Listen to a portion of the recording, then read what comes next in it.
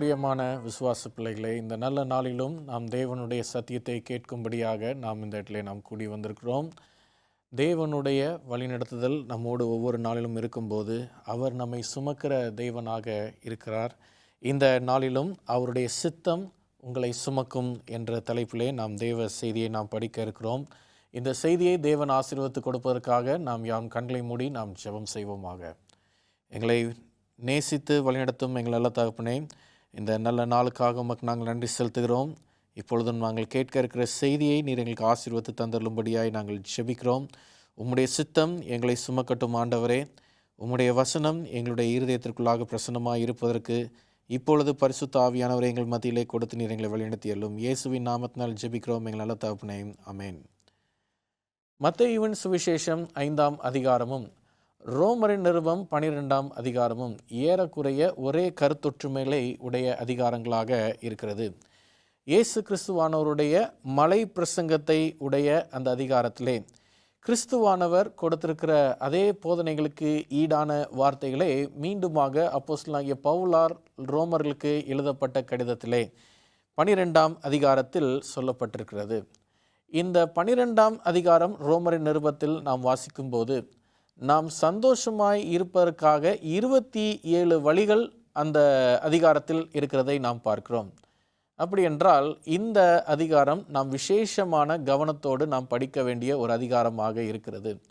எனவே இன்றைக்கு இந்த உலகத்தில் நாம் தத்தளித்திருக்கும் வேளையிலே தவிப்புகள் நம்மை சூழ்ந்திருக்கும் போது, உற்சாகத்தின் இழப்பு நம்மிடத்திலே வந்திருக்கும் போது, தேவ பிள்ளைகளாக இருக்கிற நீங்களும் நானும் இந்த நாளிலே நாம் இயங்குவதெல்லாம் ஒரு நிமிஷமாவது நாம் சந்தோஷமாக நிம்மதியாக இருக்க வேண்டும் என்று சொல்லியே தேவனாகிய கர்த்தர் இந்த அதிகாரத்தின் மூலமாக நமக்கு சில பாடங்களை நமக்கு கற்றுக் கொடுப்பதாக இருக்கிறார். எனவே இந்த நாளிலும் அவருடைய சித்தம் நம்மை சுமக்கும் என்ற நோக்கத்தோடு இந்த செய்தியை நாம் படிக்க இருக்கிறோம்.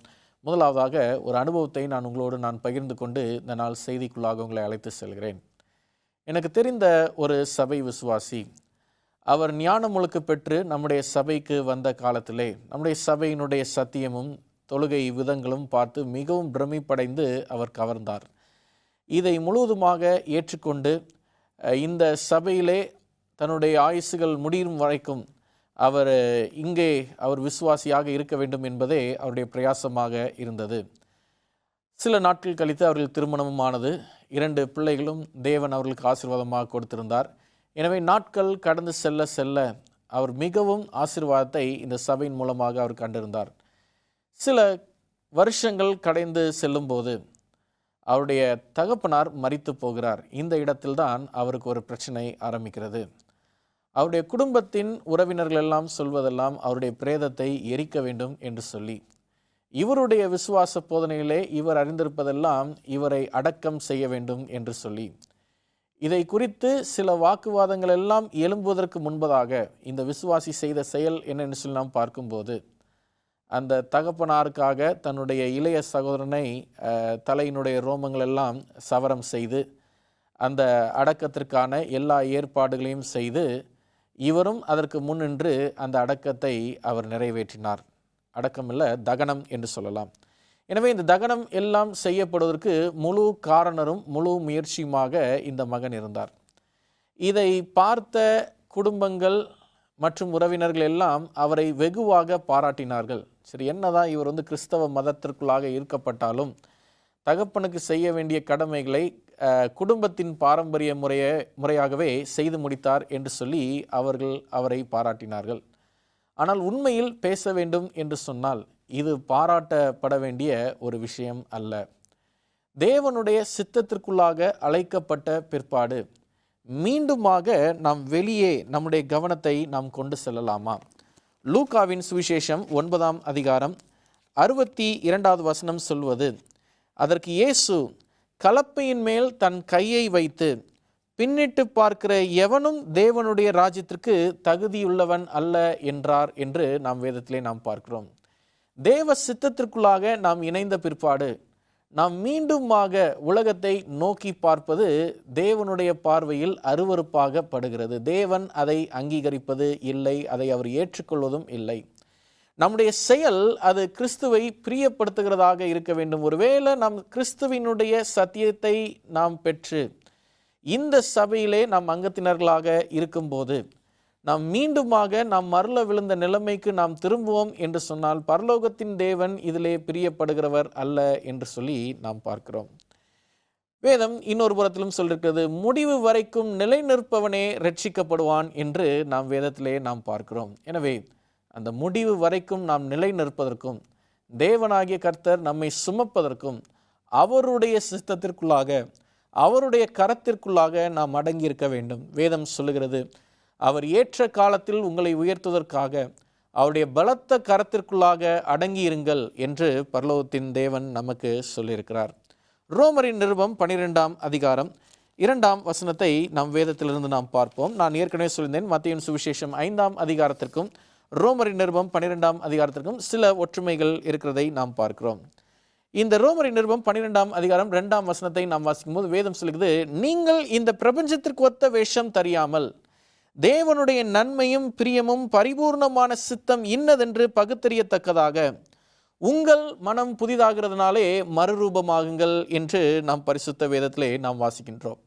எனவே அங்கே நமக்கு சொல்லுகிறது, கலப்பையின் மேல் கையை வைத்து பின்னிட்டு பார்க்கிற எவனும் தேவனுடைய ராஜ்யத்திற்கு தகுதியானவன் அல்ல என்று சொல்லி இந்த இடத்தில் வேதம் சொல்லிருக்குது, இந்த பிரபஞ்சத்திற்கு ஒத்த வேஷம் தெரியாமல் மீண்டுமாக அவனுடைய வாழ்க்கையிலே தேவனுடைய பரிபூர்ணமான சித்தம் இன்னதென்று அறிந்தவனாக இருக்கிறதுனாலே நம்முடைய மனம் புதிதாகிறதுனாலே நாம் மறுரூபம் அடைய வேண்டும்.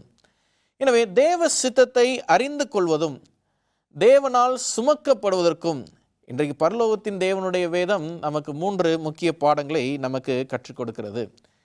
ஏன் மனுஷன் இந்த பிரபஞ்சத்திற்கு ஒத்த வேஷம் தரிக்கிறவனாக மாறுகிறான்? ஏன் தேவனுடைய சித்தத்திலிருந்து விலகுவதற்கு மனிதனுக்கு துணிச்சல் வருகிறது? ஏன் கலப்பையின் மேல் கையை வைத்து அவன் பின்னிட்டு பார்க்கிறவனாக மாறுகிறான் என்று சொல்லி இன்றைக்கு 3 முக்கிய பாடங்களை நாம் பார்க்க போகிறோம். முதலாவது பாடம், ஒதுக்கப்பட்டு விடுவோம் என்ற பயம் ஏற்படுவதனாலே மனிதன் தேவ சித்தத்தை விட்டு விலகுகிறான். எனவே இன்றைக்கு நாள் செய்தியை கேட்கக்கூடிய விசுவாச பிள்ளைகளே, உங்கள் மனதிலே நினைத்து பாருங்கள், இன்னைக்கு தேவனுடைய சித்தத்தில் நாம் இருக்கும்போது இந்த உலகத்தாரால் நாம் பகைக்கப்படுவோம், அவமானப்படுத்தப்படுவோம், நாம் ஏளனப்படுத்தப்படுவோம்.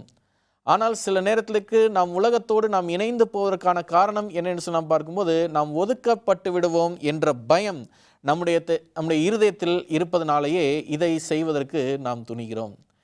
இதை குறித்து வேத வசனத்தை நாம் பார்ப்போம். மத்தேயுவின் சுவிசேஷம் 26ஆம் அதிகாரம் 73ஆம் வசனத்தை நாம் பார்ப்போம். வேதம் சொல்கிறது, சற்று நேரத்திற்கு பின்பு அங்கே நின்றவர்கள் பேதுருவினிடத்தில் வந்து, மெய்யாகவே நீயும் அவர்களில் ஒருவன், உன் பேச்சு உன்னை வெளிப்படுத்துகிறது என்றார்கள். அப்பொழுது அவன், அந்த மனுஷனை அறியேன் என்று சொல்லி சபிக்கவும் சத்தியம் பண்ணவும் தொடங்கினான். உடனே சேவல் கூவிற்று. இயேசுவானவரை மறுதலித்த பேதுரு. எதற்காக இந்த பேதுரு இயேசுவானவரை மறுதலித்தான்? 3 முறை மறுதலித்தான் என்று சொல்லி நம்ம வேதத்திலே வாசிக்கிறோம். ஒருவேளை அந்த நாளிலே கிறிஸ்துவானவர் கைது செய்யப்பட்டு குற்றவாளியாக தீர்மானிக்கப்பட்டு அவர் அந்த கல்வாரி சிலுவையிலே அறையப்படக்கூடிய அந்த காட்சியை பார்த்து கொண்டிருக்கும் வேளையிலே இந்த பேதுருவினிடத்திலே கேட்கப்பட்ட இந்த கேள்வி, இயேசுவினிடத்தில் இருந்த 12 மனுஷர்களில் நீயும் ஒருவன் தான் என்று சொன்னபோது அவன் இல்லவே இல்லை என்று சொல்வதற்கான காரணம், தான் ஒதுக்கப்பட்டு விடுவோம், தான் பிரித்து வைக்கப்படுவோம், இல்லை வேறு ஏதாவது கடுமையான நிபந்தனைகளை சந்திக்கக்கூடும் என்ற காரணத்திற்காக. அன்பு விசுவாச பிள்ளைகளே, இன்றைக்கு நம்மளுடைய வாழ்க்கையிலே நாம் ஒதுக்கப்பட்டு விடுவோம் என்ற பயம் நமக்கு இருக்கிறதா? இந்த பேதுருவை குறித்து நாம் பார்க்கும்போது 3 வருஷம் இயேசுவோடு தான் இருந்தார். அவரை தெரியாதுன்னு என்று சொல்வதற்கு அவருக்கு எந்த விதமான பலவீனமும் அல்ல. இயேசுவோட பிரயாணப்பட்டார், இயேசுவோட உட்கார்ந்து உணவு உட்கொண்டார், இயேசுவோட ஊழியத்திற்கு கடந்து சென்றார். எனவே எல்லா விதத்திலும் இயேசுவோடு நெருங்கி இருந்த ஒரு சீஷன். அப்படி சொல்வதற்கான காரணம் என்ன என்று சொல்லி நாம் பார்க்கும்போது, ஒருவேளை இந்த நாளில் இயேசு கிறிஸ்துவை ஏற்றிருக்கிறேன் அல்லது அவருடைய சித்தத்திற்குள்ளாக நான் இருக்கிறேன் என்று சொல்லும்போது தான் ஒதுக்கப்பட்டு விடுவோம் என்ற பயத்தின் நிமித்தமாக. யோவானின் சுவிசேஷம் 12ஆம் அதிகாரம் 42ஆம் வசனத்தையும் 43ஆம் வசனத்தையும் நாம் பார்ப்போம். வேதம் சொல்கிறது, ஆகிலும் அதிகாரிகளும் அநேகர் அவரிடத்தில் விசுவாசம் வைத்தார்கள். அப்படி இருந்தும் ஜெப ஆலயத்திற்கு புறம்பாக்கப்படாதபடி பரிசேயர் நிமித்தம் அதை அறிக்கை பண்ணாதிருந்தார்.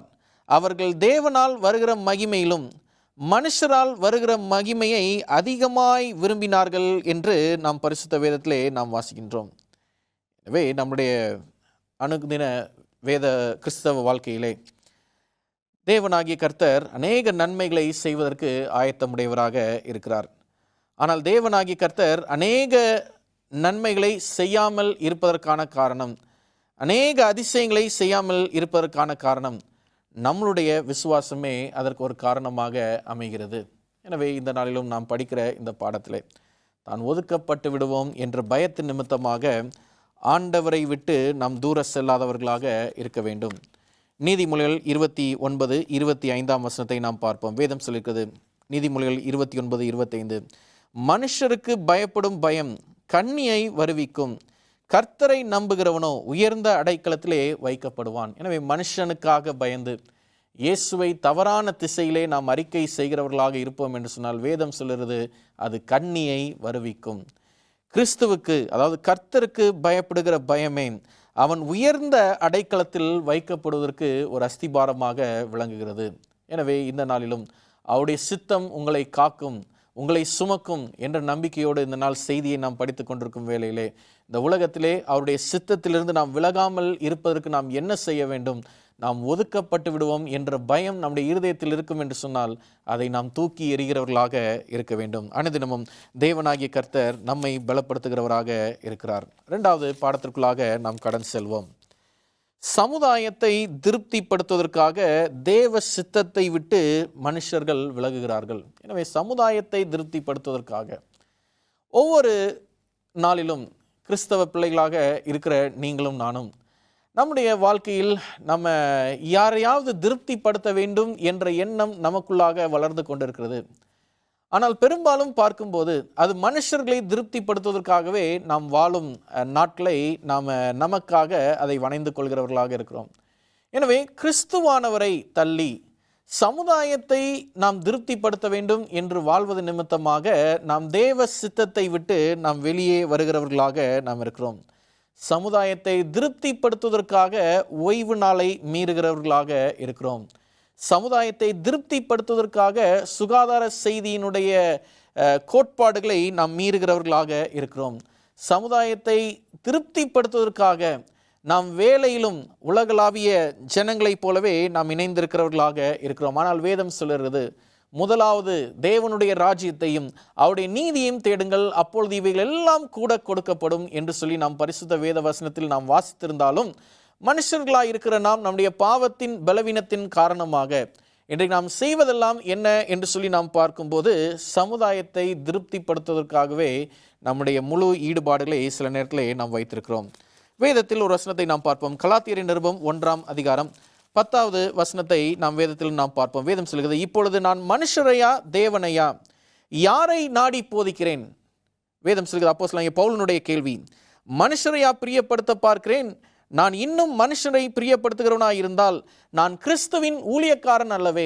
எனவே இன்னொரு பக்கத்தில் நம்ம அதை படிக்க வேண்டும் என்று சொன்னால், மனுஷனை பிரியப்படுத்துகிற கிறிஸ்தவர்கள் அல்லது விசுவாசிகள் அவர்கள் கிறிஸ்தவர்கள் அல்லவே, அவர்கள் விசுவாசிகள் அல்லவே, கிறிஸ்து இயேசுவை அவர்கள் பின்பற்றுகிறவர்கள் அல்லவே, தேவ சித்தத்திற்குள்ளாக வைக்கப்பட்டவர்கள் அவர்கள் அல்ல. கிறிஸ்துவை பின்பற்றுகிறவர்கள் எல்லா சூழ்நிலையிலும் உலகத்தை வெறுக்கிறவர்களாக இருக்க வேண்டும். உலகத்தை பின்பற்றுகிறவர்கள் எந்த சூழ்நிலையும் கிறிஸ்துவை பின்பற்ற முடியாது. கிறிஸ்துவை பின்பற்றுகிறவர்கள் எந்த சூழ்நிலையும் உலகத்தை பின்பற்ற முடியாது. எனவே சமுதாயத்தை திருப்திப்படுத்துவதனாலே இன்றைக்கு வேதம் நம்மிடத்தில் கேட்கக்கூடிய கேள்வி, நான் இன்னும் மனுஷரை பிரியப்படுத்துகிறவனாக இருந்தால் நான் கிறிஸ்துவின் ஊழியக்காரனாக நான் இருக்க முடியாது. இன்றைக்கு அன்பு விசுவாச பிள்ளைகளை, இன்றைக்கு யாருடைய ஊழியக்காரனாக நாம் இருக்கிறோம்? ஆண்டவருக்காக ஊழியம் செய்கிறோமா? மனுஷருக்காக நாம் ஊழியம் செய்கிறோமா? எனக்கு தெரிந்த ஒரு அனுபவம் ஒன்று நடந்ததுண்டு. நம்முடைய சபை சார்ந்த விசுவாசிகள் இவர்கள் வேறொரு கிறிஸ்தவ இயக்கத்திலிருந்து ஞானமுழுக்கு பெற்று நம்முடைய சத்தியத்திற்குள்ளாக வந்தார்கள். ஒரு நாள் அவங்களுடைய பழைய பாரம்பரியமான அந்த கொள்கை கொண்ட அந்த சபைக்கு அவர்கள் கடந்து செல்லும்போது அங்கே வெளியில் அந்த புனித நீர் என்று சொல்லி வைத்திருப்பாங்க. அது போனதும் அதை தொட்டு இப்படி கண்ணில் எடுத்து ஒத்திக்குவாங்க. அந்த தாயும் அவருடைய 2 பிள்ளைகளும் அங்கே கடந்து சென்றார்கள். அந்த தண்ணீரை தொட்டு அவங்களுடைய கண்ணில் இப்படி 2 பக்கமும் தொட்டுக்கிறாங்க. அவங்க பிள்ளைங்களுடைய கண்ணையும் அந்த மாதிரி தொட்டு வச்சாங்க. இதை நம்புங்க, அதை தொட்டு வைத்த அடுத்த நிமிடமே 3 பேரும் கண் பார்வையை இழந்து போனாங்க. தேவ ஜனமே, உலகத்தை திருப்திப்படுத்துவதனால நமக்கு என்ன நன்மை இருக்க போகிறது? அவங்க நினச்சாங்க, கூட இருக்க குடும்பத்தாரெலாம் பார்ப்பாங்க, இதை செய்யலைன்னா அவங்களாம் நம்மளை தப்பாக பேசுவாங்க என்பதற்காக செஞ்சாங்க. ஆனால் ஆண்டவர் பார்த்துட்டே இருக்கிறார். அவருடைய பார்வைக்கு எதுவுமே மறைவாக இல்லை. இதை பார்த்து கொண்டிருந்த ஆண்டவர் அந்த நிமிஷமே அதுக்குண்டான நியாய தீர்ப்பை கொடுத்தார். நம்முடைய இருதயத்தில் இதை மாதிரி செய்தியெல்லாம் கேட்கும்போது கொஞ்சம் அச்சம் வரும், பயம் வரும். ஆனால் தேவ சித்தம்தான் உங்களை சுமக்கிறதாக இருக்க வேண்டும். அதை விட்டு மீறுகிறவர்களுக்கு அது என்றைக்குமே அது பாதுகாப்பற்ற ஒரு சூழ்நிலையாக தான் இருக்கிறது. பழைய ஏற்பாட்டிலே ஏசாயாவின் புத்தகம் 53ஆம் அதிகாரம் 3ஆம் 4ஆம் வசனத்தை நாம் வேதத்திலிருந்து நாம் பார்ப்போம். வேதம் சொல்கிறது, அவர் அசட்டை பண்ணப்பட்டவரும் மனுஷரால் புறக்கணிக்கப்பட்டவரும் துக்கம் நிறைந்தவரும் பாடு அனுபவிக்கிறமாய் இருந்தார். அவரை விட்டு நம்முடைய முகங்களை மறைத்து கொண்டோம். அவர் அசட்டை பண்ணப்பட்டிருந்தார், அவரை எண்ணாமற் போனோம். மெய்யாகவே அவர் நம்முடைய பாடுகளை ஏற்றுக்கொண்டு நம்முடைய துக்கங்களை சுமந்தார். நாமோ அவர் தேவனால் அடிபட்டு வாதிக்கப்பட்டு சிறுமைப்பட்டவர் என்று எண்ணினோம் என்று சொல்லி நாம் பார்க்கிறோம். ஒருவேளை இயேசு கிறிஸ்துவானவர் அன்னைக்கு சமுதாயத்தை திருப்திப்படுத்த வேண்டும் என்று சொல்லி அவர் நினைத்திருந்தார் என்று சொன்னால், உலகத்தில் இன்னைக்கு நீங்களும் நானும் உயிரோடு இருக்க முடியாது. அவர் சமுதாயத்தை திருப்திப்படுத்த வேண்டும் என்று சொல்லி பார்க்கவில்லை, பரலோகத்தின் சித்தம் நிறைவேற வேண்டும் என்று சொல்லி இந்த உலகத்தின் ஜனங்கள் மத்தியிலே மிகவும் அவமானமான ஒரு மரணத்தை அவர் பெற்று பாவத்தை ஜெயித்து உங்களுக்காக எனக்காக மீண்டும் வருகிற தேவனாக அவர் இருக்கிறார். 3ஆவதாக நாம் படிக்கிற பாடம், கொள்கையில் தடுமாற்றம். யார் தேவனுடைய சித்தத்தை விட்டு விலகுவார்கள் என்று சொல்லி நாம் பார்க்கும்போது அவருடைய கொள்கையில் தடுமாற்றத்தை உடையவர்கள். எலிசா என்ற தீர்க்கதரிசி ஒரு இடத்திற்கு கடந்து சென்ற போது தன்னுடைய வேலை ஆட்களை போய் அவர் பார்த்து வர சொல்கிறார். அப்போது அந்த இடத்துல எலிசா என்ற தீர்க்கதரிசி ஆண்டவர்கிட்ட ஒரு ஜெபம் பண்ணுறாரு. ஆண்டவரே, இந்த வேலைக்காரனுடைய கண்கள் திறக்கப்படுவதற்கு ஏதுவாக உம்முடைய கிருபைகள் விளங்கட்டும் என்று சொல்லி ஜெபித்த நேரத்தில் அப்பொழுது அவர்கள் கண்களை திறந்து பார்க்கும்போது வேதம் சொல்லுகிறது, அங்கே அக்னிமயமான ரதங்களாலே அந்த இடம் முழுவதும் நிரம்பி இருந்தது என்று சொல்லி நாம் வேதத்திலே நாம் வாசிக்கின்றோம். எனவே இந்த அனுபவங்களை குறித்து நாம் பார்க்கும்போது சில நேரத்தில் நமக்கும் ஒரு தடுமாற்றம் ஏற்படும். அவர்களோடு இருப்பவர்களை காட்டிலும் நம்மோடு இருப்பவர் அதிகம், அவர் பெரியவர் என்று சொல்லி வாக்குத்தத்தங்கள் எல்லாம் நாம் அறிந்திருந்தாலும் சில தடுமாற்றம் ஏற்படும் போது கிறிஸ்துவை அல்ல உலகத்தையே நாம் பின்பற்றி நாம் போய்விடுகிறோம். எனவே வேதத்திலே அப்போஸ்தலனாகிய பவுல் சொல்லக்கூடிய கருத்து என்னன்னு சொல்லலாம் பார்க்கும்போது, இனி நான் அல்ல கிறிஸ்துவே என்னில் ஜீவிக்கிறார் என்று சொல்லி நம்முடைய விசுவாச வாழ்க்கையிலே நாம் அறிக்கை செய்கிறவர்களாக நாம் இருக்கும்போது, தேவ சித்தத்திற்குள்ளாக நாம் இணைந்திருக்கும் போது அந்த சித்தம் நம்மை காக்கும், அந்த சித்தம் நம்மை சுமக்கிறதாக இருக்கிறது. தேவனே நம்மை சுமக்கிறவராக இருக்கிறார். ஒரு மனிதன் தன் பிள்ளையை சுமப்பது போல தேவன் தம்முடைய பிள்ளைகளை சுமக்கிறார் என்று சொல்லி நம்ம வேதத்திலே நாம் வாசித்தோம் அல்லவா? அந்த சிந்தனைகளுக்கு கீழாக நாம் பார்க்கும்போது ஆண்டவராய் இருக்கிற இயேசு கிறிஸ்து நம்மளுடைய கண்களை திறக்கும் போது அவர்களோடு இருப்பவர்களை பார்க்கிலும் நம்மோடு இருப்பவர் அதிகம், அவர் பெரியவர் என்பதை பார்க்கும் அளவுக்கு நம்முடைய கண்களை அவர் திறக்கிறவராக இருக்கிறார். விசுவாச பிள்ளைகளே, உங்களுடைய கொள்கைக்கான பார்வை எப்படிப்பட்டதாக இருக்கிறது? தடுமாற்றத்தின் பார்வையாக இருக்கிறதா?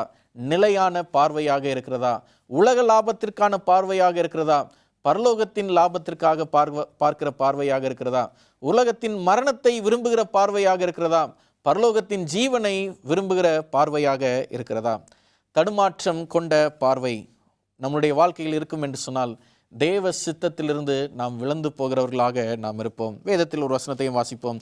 கலாத்தியர் நிருபம் 6ஆம் அதிகாரம் 14ஆம் வசனத்தை நாம் பார்ப்போம். வேதம் சொல்லியிருக்கிறது, கலாத்தியர் 6:14, நானோ நம்முடைய கர்த்தராகிய இயேசு கிறிஸ்துவின் சிலுவையை குறித்தே அல்லாமல் வேறொன்றையும் குறித்து மேன்மை பாராட்டாமல் இருப்பேனாக. அவரால் உலகம் எனக்கு சிலுவையில் அறையுண்டிருக்கிறது, நானும் உலகத்திற்கு சிலுவையில் அறையுண்டிருக்கிறேன் என்று சொல்லி நாம் பார்க்கிறோம். எனவே இந்த நாளிலும் உலகத்தை சிலுவையில் அறைவதற்கு தடுமாறாமல் முன் வருகிறவர்களாக இந்த செய்தியை கேட்கும்போது நாம் கடந்து வர வேண்டும். அன்பு விசுவாச பிள்ளைகளே, இந்த நல்ல நாளிலுமாக தேவனால் சுமக்கப்பட வேண்டும் என்று வாஞ்சையோடு இந்த நாள் இந்த செய்தியை கேட்டுக்கொண்டிருக்கிற பிள்ளைகளே, உங்களுடைய இருதயத்திலே நீங்கள் மனம் துவளாமலும் உங்களுடைய பலன் குன்றி போகாமலும், உங்களுடைய வாழ்க்கையிலே நடுக்கங்கள் உங்களை சூழ்ந்திடாமலும், பயம் உங்களை மேற்கொள்ளாமலும் இருப்பதற்கு ஏதுவாக இந்த நாளிலும் உங்களுக்கு முன்பதாக இருக்கக்கூடிய இந்த பாவ உலகத்தை கிறிஸ்துவுக்காக விட்டு கொடுப்பதற்கு ஆயத்தமுடையவராக இருக்கிறீங்களா? தேவனாகிய கர்த்தர் நமக்கு நினைவுபடுத்தக்கூடிய வசனம் எல்லாம், கலப்பையின் மேல் கையை வைத்து பின்னிட்டு பார்க்கிற எவனும் தேவனுடைய ராஜ்யத்திற்கு தகுதியானவன் அல்ல. முதலாவது தேவனுடைய ராஜ்யத்தையும் அவருடைய நீதியும் தேடுங்கள், அப்பொழுது இவைகள் எல்லாம் உங்களுக்கு கூட கொடுக்கப்படும் என்று நாம் வேதத்திலே வாசிக்கிறோம். இந்த நல்ல நாளிலுமாக நம்முடைய அறிக்கை என்னவாக இருக்க போகிறது? ரோமரின் நிருபம் 12ஆம் அதிகாரம் 2ஆம் வசனம் நமக்கு மீண்டுமாக சொல்லுகிறது, நீங்கள் இந்த பிரபஞ்சத்திற்கு ஒத்த வேஷம் தெரியாமல் தேவனுடைய நன்மையும் பிரியமும் பரிபூர்ணமுமான சித்தம் இன்னதென்று பகுத்தறியத்தக்கதாக உங்கள் மனம் புதிதாகிறதுனாலே நீங்கள் மறுரூபமாகுங்கள். இந்த செய்தியினுடைய நோக்கம் எல்லாம் நீங்கள் மறுரூபம் அடைய வேண்டும். தேவ சித்தத்தை அறிந்து கொள்ளுங்கள், நீங்கள் மறுரூபமாவீர்கள். தேவ சித்தத்திற்குள்ளாக உங்களை ஒப்புக்கொடுங்கள், நீங்கள் மறுரூபம் அடைவீர்கள். தேவ சித்தத்தை அறிந்து கொள்வதற்கு ஏதுவாக உங்களுடைய மனதை நீங்கள் திறந்து வையுங்கள், நீங்கள் மறுரூபம் அடைகிறவர்களாக இருப்பீங்க. தேவனுடைய நன்மையும் அவருடைய பிரியத்தையும் அறிந்து கொள்வதற்கு ஏதுவாக இந்த நாளிலே பரிசுத்த ஆவியானவரை நம்முடைய இருதயத்திற்குள்ளாக நாம் வழிநடத்துவதற்கு நாம் அனுமதிக்கிறவர்களாக இருக்க வேண்டும். ரொமானியா என்ற தேசத்திலே ஒரு குடும்பம் 10 கற்பனையை படித்து அவைகள் அந்த 10 கற்பனைக்கு இணங்க தன்னுடைய தொழுகை எல்லாம் இருக்க வேண்டும் என்று சொல்லி அவர்கள் உடன்பட்டார்கள். கிறிஸ்து இயேசுக்குள்ளாக தன்னை ஒப்பு கொடுத்தார்கள். இந்த குடும்பத்தின் பிள்ளைகள் இந்த 10 கற்பனையின்படி எல்லாம் அவர்கள் செய்து வந்த காலத்தில் அந்த குடும்பத்தின் சாட்சி சொல்லுது, அவங்க அநேக வெற்றிகளை பார்த்தாங்களாம். ஒரு நாள் என்ன ஆச்சு என்று சொல்லி நாம் பார்க்கும்போது, அந்த 10 கற்பனையை சில நாட்கள் விட்டுட்டு, அதை வாசிக்கிறத விட்டுட்டு, அவங்களுடைய பழைய கொள்கையான அந்த கம்யூனிச கொள்கை, அதாவது கம்யூனிச கொள்கைக்குள்ளாக அவங்க கடந்து சென்றாங்க. அந்த கம்யூனிச கொள்கையில் அவங்க இணைந்த உடனே அந்த வீட்டில் இருக்கக்கூடிய அந்த தாயாருக்கு விரல்கள் எல்லாம் ஒரு பக்கமாக இழுக்க ஆரம்பித்தது. அந்த விரல்கள் எல்லாம் இழுக்க அவருடைய சரீரம் அப்படியே சுருங்க ஆரம்பித்தது. அவருடைய வயது ஒரு 40 வயது என்று சொன்னால், அவருடைய தோற்றத்தை பார்க்கும்போது ஒரு 90 வயதை உடைய மூதாட்டியினுடைய தோற்றம் போல மாறிற்று. சில நாளிலே அவர் மரித்தும் போனார்கள். காரணம் என்ன என்று சொன்னால் பார்க்கும்போது, தேவ பிரமாணத்தை உயர்த்தி பிடிக்க வேண்டிய மனுஷர்களாக இருக்கிற நீங்களும் நானும் ஒருவேளை இன்னைக்கு அவருடைய பிரமாணத்தை விட்டு நம்ம விலகிட்டோம்னு சொன்னோம்னா, ஆண்டவர் நம்மை சுமந்து வருகிறவராக இருக்கிறார். இந்த நேரம் வரைக்கும் அதை கைவிட்டு விடுவார். தேவனுடைய கோபாக்கினை நம்மேல முண்டு கொள்ளாதபடிக்கு இந்த நாளிலும் நீங்களும் நானும் அவருடைய சித்தத்திற்கு நாங்கள் நம்மை ஒப்பு கொடுப்போம். அவர் நம்மை சுமக்கிறவராக கடந்து வருவார். கண்களை மூடுவோம், நாம் ஜெபம் செய்வோம். எங்களை நேசிக்கும் எங்கள் நல்ல ஆண்டவரே, இந்த நல்ல நாளுக்காகவும் இந்த நேரத்திற்காக நாங்கள் நன்றி செலுத்துகிறோம். உம்முடைய சித்தத்திற்கு எங்களை நாங்கள் ஒப்பு கொடுக்கிறோம். தேவனே, உம்முடைய சித்தமே இந்த பிள்ளைகளை சுமக்கட்டும். நீர் அவர்களை பாதுகாப்பாய் வழிநடத்தியறலும். இயேசுவின் நாமத்தினால் ஜெபிக்கிறோம் எங்கள் ஜெபங்கள் நல்ல தகப்பனே, ஆமென்.